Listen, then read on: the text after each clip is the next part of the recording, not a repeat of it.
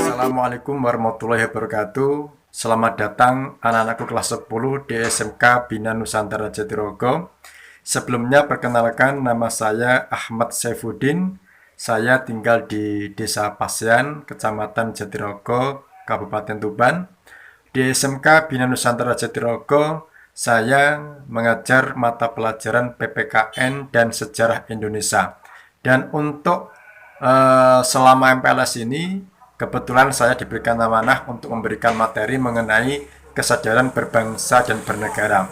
Untuk itu, mari kita simak materi mengenai kesadaran berbangsa dan bernegara. Yuk. Ya, langsung saja kita mulai materi mengenai kesadaran berbangsa dan bernegara.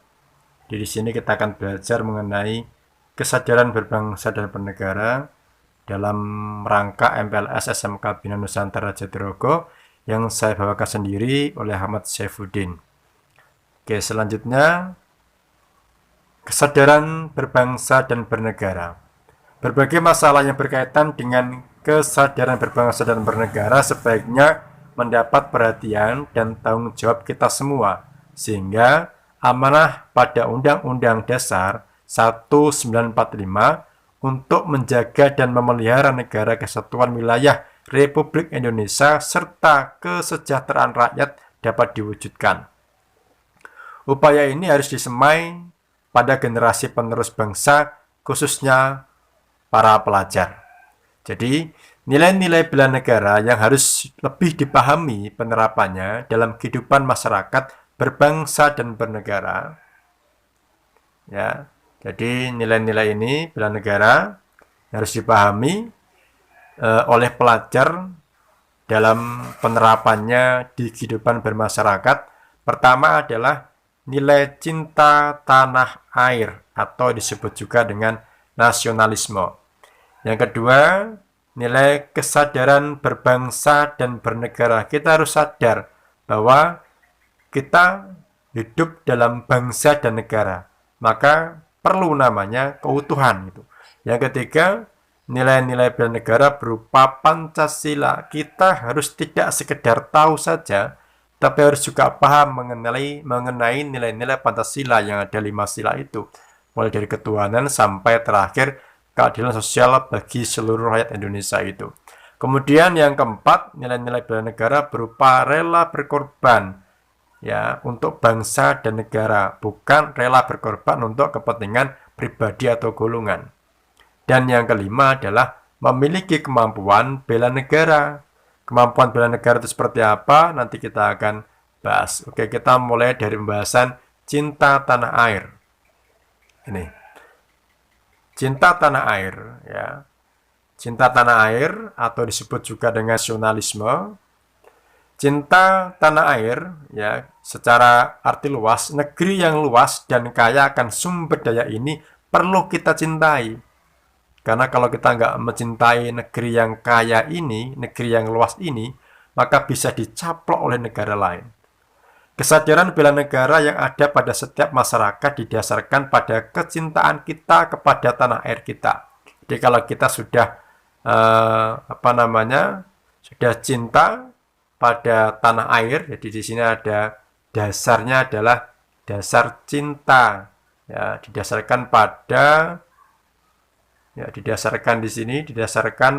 kecintaan kepada tanah air ini, ya, sehingga kita dapat mewujudkan itu semua dengan cara apa?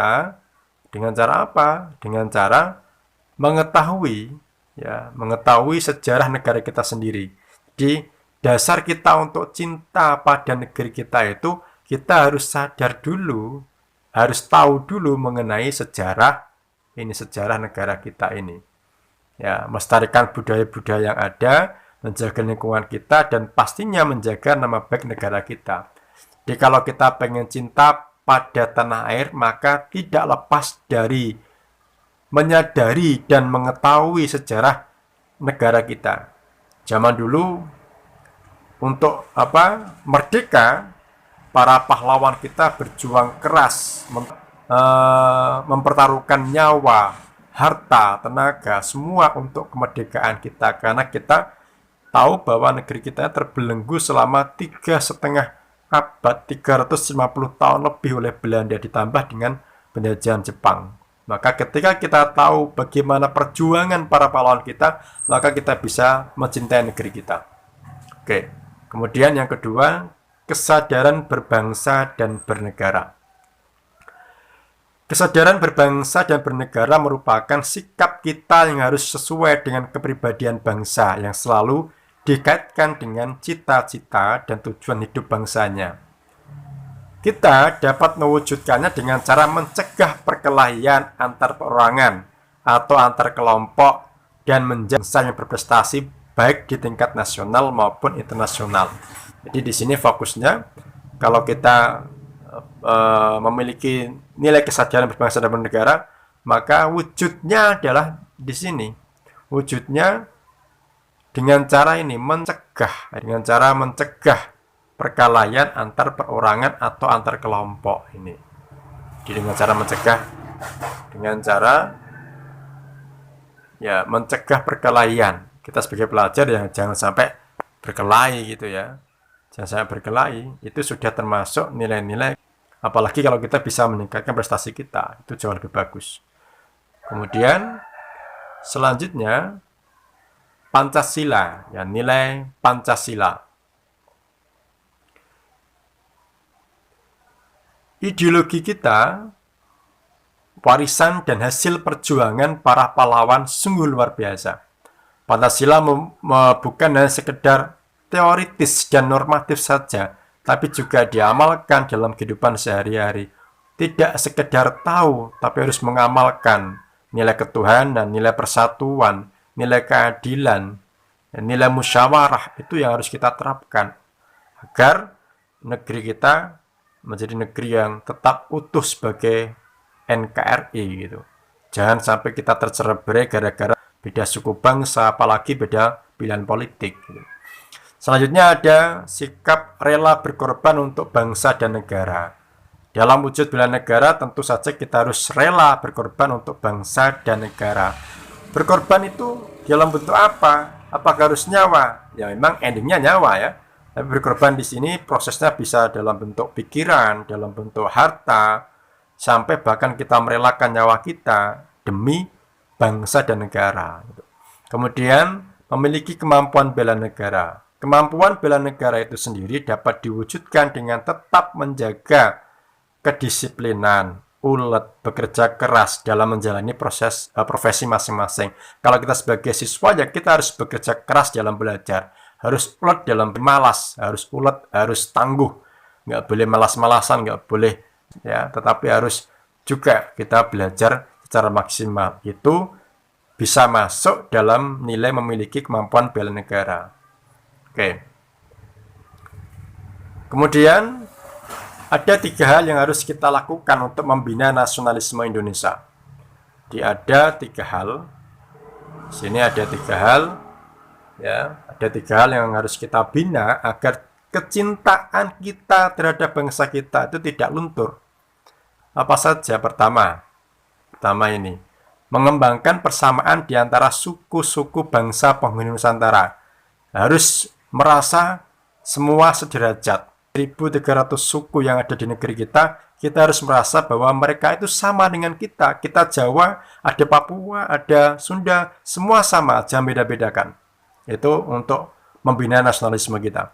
Yang kedua, mengembangkan sikap toleransi. Ini, sikap toleransi, menghargai orang lain, menghargai pendapat orang lain, menghargai agama lain. Itu juga termasuk hal yang kita bina. Yang ketiga, memiliki rasa senasib dan sepenanggungan.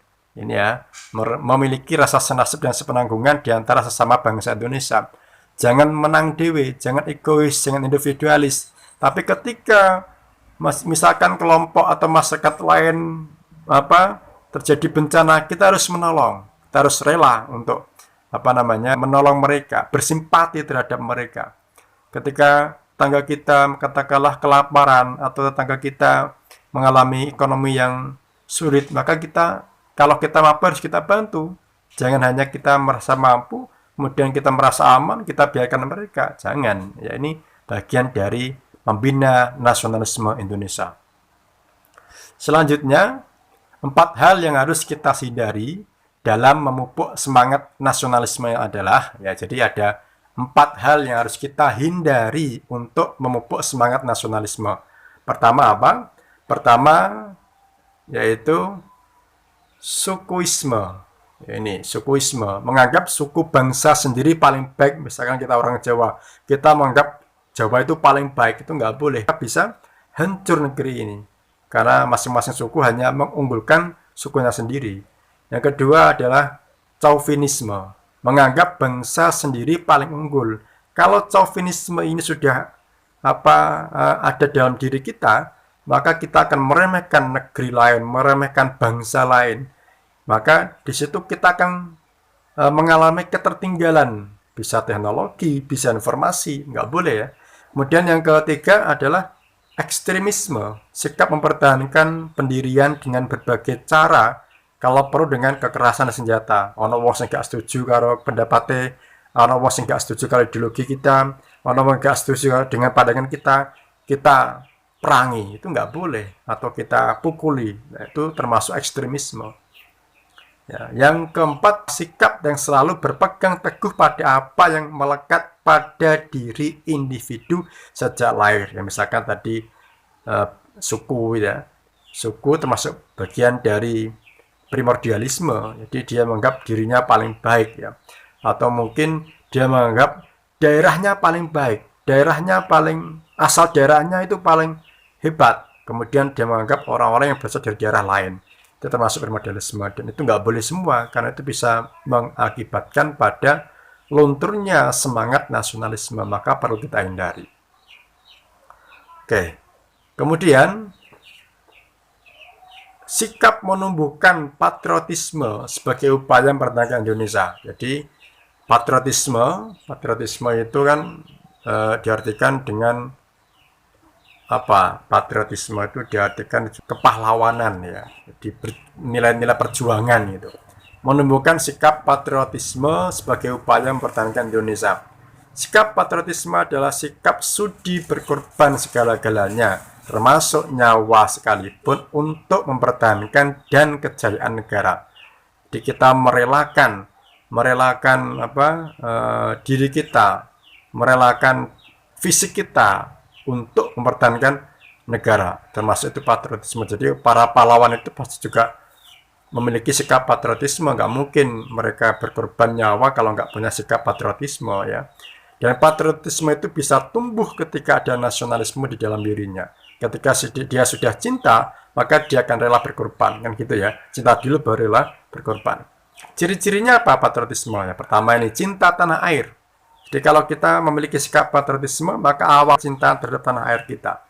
Yang kedua, rela berkorban untuk kepentingan bangsa dan negara. Ya. Yang ketiga, menempatkan persatuan dan kesatuan bangsa di atas kepentingan pribadi dan golongan. Jadi mementingkan kepentingan bangsa daripada pribadi maupun golongan. Berjiwa pembaharu. Ya, ada inovasi itu. Tidak kenal menyerah dan putus asa, tidak malas, tidak mudah putus asa, selalu berjuang, selalu bekerja keras. Itu termasuk ciri-ciri sikap patriotisme. Oke. Kemudian implementasi sikap patriotisme dalam kehidupan sehari-hari. Implementasi, wujudnya apa sikap patriotisme itu? Pertama, di dalam keluarga, contohnya menyaksikan film perjuangan, membaca buku bertema perjuangan. Ini sikap-sikap patriotisme. Yang kedua, di kehidupan sekolah, misalkan ikut upacara bendera, mengaitkan materi pelajaran dengan nilai-nilai perjuangan, dan lain sebagainya. Yang ketiga, dalam kehidupan masyarakat mengembangkan sikap kesetiakawanan sosial, ada rasa simpati, rasa empati, rasa kepedulian terhadap orang lain. Itu termasuk sikap patriotisme. Yang keempat, dalam kehidupan berbangsa, yaitu meningkatkan persatuan dan kesatuan, melaksanakan Pancasila dan Undang-Undang Dasar 1945 sampai dengan menjaga kelestarian lingkungan.